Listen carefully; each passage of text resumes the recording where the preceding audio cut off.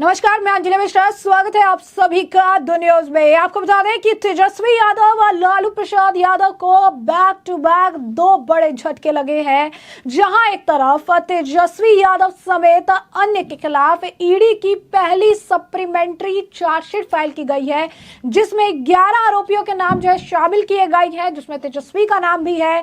तो वहीं दूसरी तरफ आपको बता दें कि जदयू यानी जनता दल यूनाइटेड का कुनबा लगातार बढ़ता हुआ नजर आ रहा है और आरजेडी छोड़ जदयू में जाने का सिलसिला लगातार जारी है, जहां पर लोग और खासकर पार्टी के जो नेता हैं वो आरजेडी को छोड़ जदयू ज्वाइन करते हुए नजर आ रही है। जी हां, बिल्कुल सही सुना आपने। क्या है पूरा माजरा, विस्तार से समझेंगे। सबसे पहले बात कर लेते हैं तेजस्वी यादव की। तो राजद सुप्रीमो लालू प्रसाद यादव की मुश्किलें बढ़ती नजर आ रही है, साथ ही साथ तेजस्वी की भी, क्योंकि ईडी ने राजद नेता तेजस्वी यादव और अन्य आरोपियों के खिलाफ जमीन के बदले नौकरी घोटाले के मामले में राउज एवेन्यू कोर्ट में पहली सप्लीमेंट्री चार्जशीट दाखिल की है, जिसमें 11 आरोपियों के नाम शामिल किए गए हैं। इसमें 96 दस्तावेज भी हैं। अदालत ने आरोप पत्र और दस्तावेजों की जांच के लिए मामले को 13 अगस्त के लिए सूचीबद्ध किया है। इसके बाद से लालू और तेजस्वी की टेंशन बढ़ सकती है। इस मामले में अब अगली सुनवाई 13 अगस्त को होगी। ऐसे में अब सवाल है कि जो मामला है लैंड फॉर जॉब, जिस मामले में सप्लीमेंट्री चार्जशीट दाखिल की गई है, तो ये पूरा माजरा जो है क्या है, यानी लैंड फॉर जॉब का ये मामला क्या है। तो आपको बता दें कि दरअसल ये पूरा मामला वर्ष 2004 से 2009 के बीच का है, जब लालू प्रसाद यादव केंद्रीय रेल मंत्री थे। आरोप है कि लालू ने पद पर रहते हुए परिवार को जमीन हस्तांतरित के बदले रेलवे में नौकरियां दिलवाई। सीबीआई ने यह भी आरोप लगाया कि रेलवे में की गई भर्तियां भारतीय रेलवे के मानकों के दिशा निर्देशों के अनुरूप नहीं थी।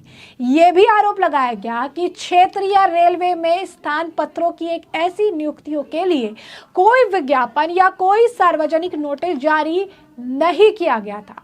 फिर भी पटना के निवासी नियुक्त व्यक्तियों को मुंबई, जबलपुर, कोलकाता, जयपुर, हाजीपुर स्थित विभिन्न क्षेत्रीय रेलवे में स्थानापन्न के रूप में नियुक्त किया गया। जांच एजेंसी ने आरोप लगाया कि आरोपित ने रेलवे में नौकरी देने के लिए एक अप्रत्यक्ष तरीका जो है तैयार किया, जिसमें उम्मीदवारों को पहले स्थान पत्र के रूप में नियुक्त किया गया था और बाद में उन्हें नियमित कर दिया गया। तलाशी के दौरान नियुक्त हुए उम्मीदवारों की सूची वाली एक हार्ड डिस्क भी बरामद की गई थी। सीबीआई ने 18 मई 2022 को पूर्व केंद्रीय रेल मंत्री और उनकी पत्नी यानी लालू प्रसाद यादव, राबड़ी देवी और उनकी 2 बेटियों और अज्ञात लोक सेवकों और निजी व्यक्तियों समेत अन्य के खिलाफ मामला दर्ज किया था। तो आप समझ सकते हैं कि किस तरीके से कई सारे लोगों की इन्वॉल्वमेंट थी इस मामले में, कई सारे लोगों का नाम जो है इस मामले में सामने आ रहा था, जिससे स्पष्ट तौर पर अब लालू प्रसाद और तेजस्वी की मुश्किलें बढ़ रही है। यही नहीं, कुछ लोग तो कमेंट में ये भी लिख रही हैं कि हो सकता है कि अब अगला नंबर गिरफ्तारी का इनका भी हो, क्योंकि ये स्कैम बहुत बड़ा स्कैम था और इस स्कैम की वजह से लालू प्रसाद के परिवार का नाम भी काफ़ी ज़्यादा ख़राब हुआ था। काफ़ी ज़्यादा उनके परिवार का नाम जो है इस मामले में जमकर जो है उछाला गया था और इसी वजह से अब लैंड फॉर जॉब मामले में अब जो है ईडी द्वारा ये पहली पूरक चार्जशीट जो दाखिल की गई है, इस मामले को लेकर इनकी मुश्किलें लगातार निरंतर बढ़ने वाली है। अब तो ये जांच का विषय है, इसमें बहुत जानकारी नहीं, जांच का विषय है। ऐसा होता है, किसी भी होगा, जांच होगा, गलत पाया जाएगा तो कार्रवाई तो होगी ही, कोई हो।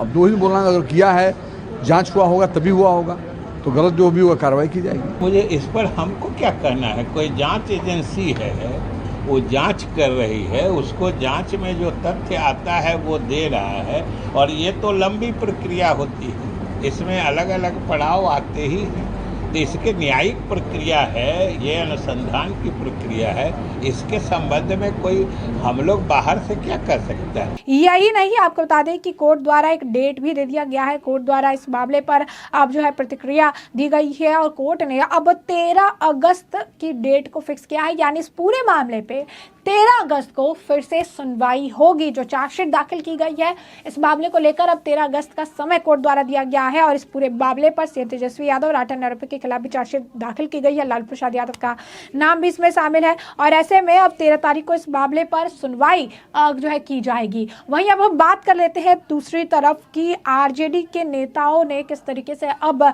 जदयू का दामन थाम लिया है और इन्हें किसने जो है शामिल कराया, क्योंकि लगातार इनका कुनबा बढ़ रहा है और इस बात की जानकारी खुद जनता दल यूनाइटेड ने अपने सोशल मीडिया हैंडल के जरिए दी, जहां पर उन्होंने लंबा चौड़ा पोस्ट लिखा, कई सारी तस्वीरें साझा की उन आरजेडी के नेताओं के साथ जिन्होंने जदयू में शामिल हुए हैं। और क्या लिखा है उन्होंने लिखा है, माननीय मुख्यमंत्री श्री नीतीश कुमार जी की जन कल्याणकारी नीतियों से प्रभावित होकर प्रदेश कार्यालय पटना में आयोजित मिलन समारोह कार्यक्रम में श्री पीताम्बरम राज जी, श्री दिनेश राय जी, श्री महेश कुमार कुशवाहा जी, श्री प्रमोद राय जी, अरविंद कुमार शर्मा जी, रवि कुमार जी, सुधीर राम जी, हरेंद्र कुमार हरी जी, मुकेश कुशवाहा जी, अजय राय जी, गौतम राय जी, लाल बाबू मोहतो जी, जो है जनाब अरशद अली जी, जनाब मोहम्मद सरवर जी, राजकुमार शाह जी, जनाब अफसर अहमद जी ने जदयू की सदस्यता ग्रहण की। आप समझिए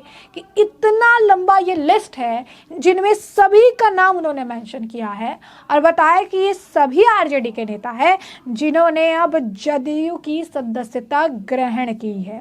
उन्होंने आगे लिखा है कि इस मौके पर प्रदेश अध्यक्ष उमेश सिंह कुशवाहा जी, मंत्री विजय जी, मंत्री अशोक चौधरी जी, विधान पार्षद संजय कुमार सिंह उर्फ गांधी जी, विधान पार्षद लल्लन सरफराज जी, प्रदेश महासचिव मुख्यालय प्रभारी चंदन कुमार सिंह, प्रदेश महासचिव अनिल कुमार जी सहित पार्टी के कई लोग मौजूद रहे। यानी ये सारे लोग यहाँ पर मौजूद थे और इतने सारे लोगों को जो है इस वक्त पार्टी ज्वाइन कराई गई है। इतने सारे लोग जो है पार्टी ज्वाइन कर रहे हैं और ये सभी के लिए बहुत बड़ी बात है किस तरीके से इन्हें पार्टी जो है ज्वाइन कराई गई है। तो कहीं ना कहीं ये बैक टू बैक उनके लिए झटका है, उन लोगों के लिए बहुत बड़ा झटका है जो इस पूरे मामले को इस तरीके से देख रहे थे जैसे कि जो है कहीं ना कहीं अभी बयानबाजियों का दौर तो बिहार में चलता ही रहता है, जिस तरीके से सत्ता परिवर्तन हुआ, जिस तरीके से चीज़ें हुई, लेकिन जो देखने वाली बात थी वो ये है कि इस तरीके की बयानबाजी करने के बाद भी क्या कोई फर्क पड़ रहा है, इस तरीके की बयानबाजी करने के बाद भी क्या कुछ दिख रहा है? नहीं, ऐसा बिल्कुल भी होता हुआ नजर नहीं आ रहा है।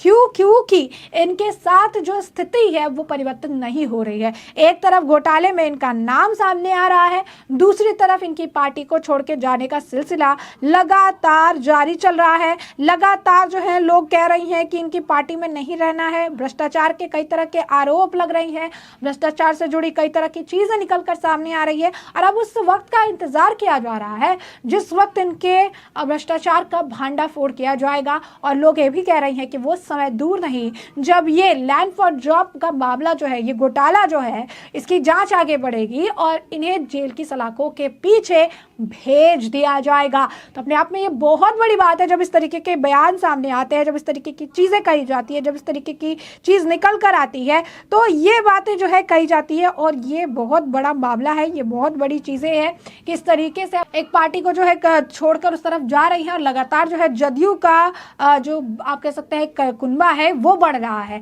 और लैंड फॉर जॉब मामले में अब ईडी ने जो चार्जशीट दाखिल की है उसकी जो है उस पर कोर्ट अब 13 अगस्त को सुनवाई करने वाली है और ये देखना होगा कि अब इस फैसले से बिहार की राजनीति क्या कुछ करवट लेती है, जिससे कि हम आपको रखेंगे अपडेटेड। फिलहाल के लिए हमने आपको जो पूरा मामला है ये बड़े विस्तार से बताया है कि ये पूरा मामला क्या है और इस मामले पर अब आपकी भी जो राय हो हमें कमेंट सेक्शन में कमेंट करके जरूर से जरूर साझा करिएगा।